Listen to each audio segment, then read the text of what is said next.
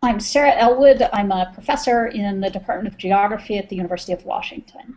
How I see my role as an academic being able to connect sort of university-based resources with community-based initiatives is by helping, well, first, by trying to make sure that my research and my teaching activities speak very closely to one another, so that if I'm teaching about spatial technologies, and my research is about spatial technologies, that can also be harnessed to the kinds of community service and university service commitments that I'm involved in.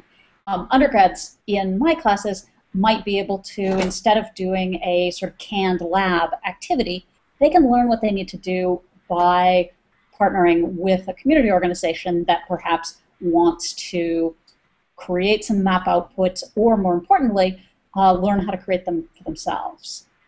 Everybody, in my experience, learns something through those kinds of connections when they're teaching one another. My colleague Catherine Mitchell and I just finished a project working with Seattle middle schools that was about interactive mapping technologies and collaborative learning strategies for civic engagement.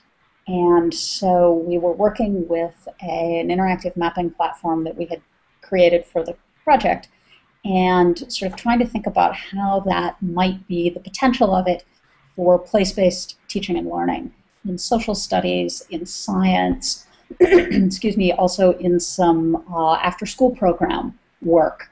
There's a lot of schools that now sort of extend their school day into some educational after-school programs. And so we also did some work there. So, that's a more recent example. We had graduate students who were involved in that.